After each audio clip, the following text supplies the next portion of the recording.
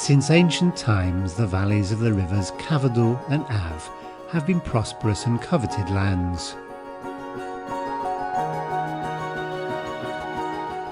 During the Roman era, this area served as a major communication route, as demonstrated by the sections of Roman Road 17 that are still visible today.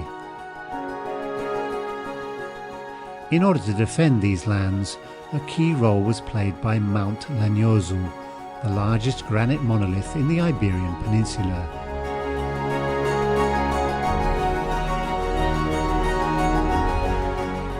The mount has been occupied since pre-Roman times and has ruins of a pre-Roman fort, the Castro de Lanhoso, on its eastern slope.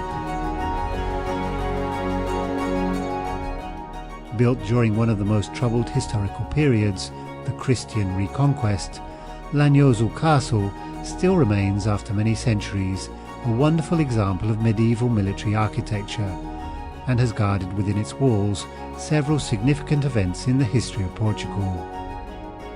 At the time of the birth of Portugal as a nation, the castle served as a refuge for Dona Teresa after her defeat at the hands of her son, Don Afonso Henriques, in the Battle of São Mamed.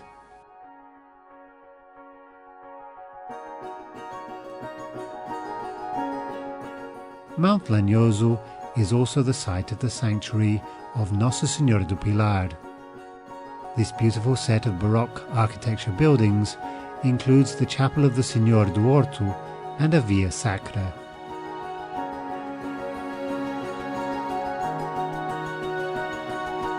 Besides their strategic importance as a communication route, it has also been necessary to defend these lands since pre-Roman times, probably because of the rich gold deposits that existed here and the local goldsmithery trade, concentrated primarily in the zones of Travassos and Sobradelo de Goma. Many consider that Póvoa de Lanhoso is the true birthplace of the art of filigree in Portugal, a tradition originating in the eastern Mediterranean, which produces works of great elegance and finesse.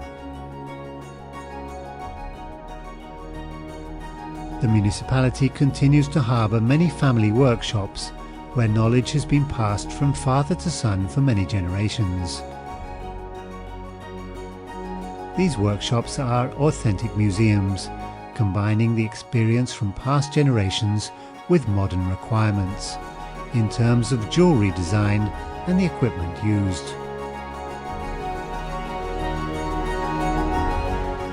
The Gold Museum in Travassos, installed in an old workshop, displays unique items from this ancient tradition, the fruit of the research work and collection of a local goldsmith.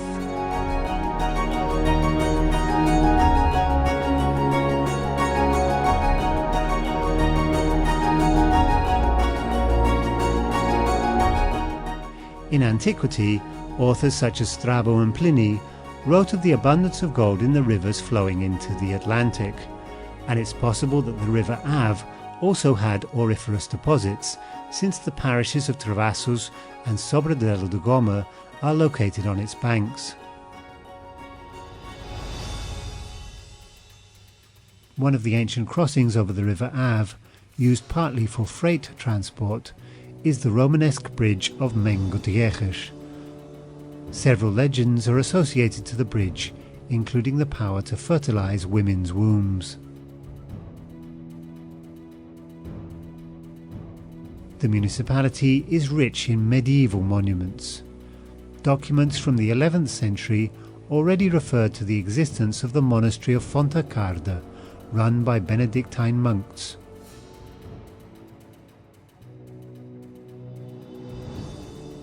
Its exterior includes a sublime rose window, described as a delicate flower of illuminating masonry work. In the parish of Ring, on top of a hill in a deeply rural area, we encounter the Romanesque church of Santa Maria de Viring, which resembles a fortress. Since early times, its secular walls have been sought out in order to provide a remedy for the ills of the soul. The pillory in Mord, of Manueline architecture, was built in the 16th century and is erected on a granite outcrop with a slightly tilted pillar topped by a ball. Other important religious monuments in the municipality include the Chapel of Orto and the Chapel of São Mamed. Mount São Mamed is considered to be one of the most unusual belvederes in the Minho region, because it marks the exact separation point between two major river basins in northern Portugal, of the rivers Cavado and Ave.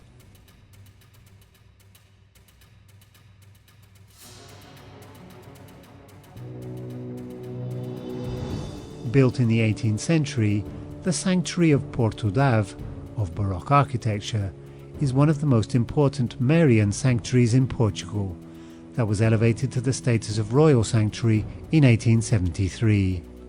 The sanctuary houses the Museum of Sacred Art, with a unique collection of ex voto offerings. The municipality also has elegant 19th century buildings, such as the Quinta Vila Beatriz in Santo Emilião, built next to the river Ave. The largest concentration of population and built heritage is in the town of Póvoa de Lanhoso.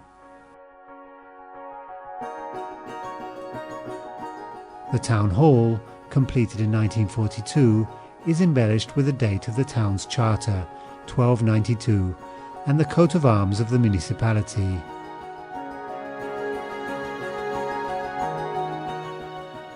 The Casa de Botica, one of the oldest houses in the municipality, built in 1676, houses the municipal library, the cultural services, the territorial interpretation room, the Vinho Verde wine cellar, and the tourism office. In front of the Casa de Botica, we can see the statue of Maria da Fonte, a woman from Fontacarda, who in 1846 propelled the famous Minho Revolution, which eventually overthrew the government of the day. The town has several elegant gardens and buildings, built in the late 19th century and early 20th century, including the Antonio Lopes Hospital, the Lar de São José, and the Art Nouveau building of the Teatro Club, which houses a prestigious performance venue and an exhibition gallery. The municipality offers many outdoor activities, including the Carvalho de Calvos Interpretation Centre, which includes a magnificent oak tree, classified as a tree of public interest.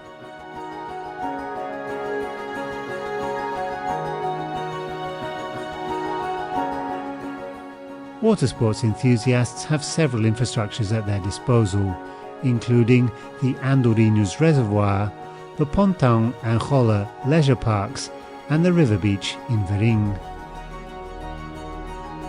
In Oliveira, Póvoa de Lanhoso, Portugal's largest adventure park, offers a wide range of outdoor activities.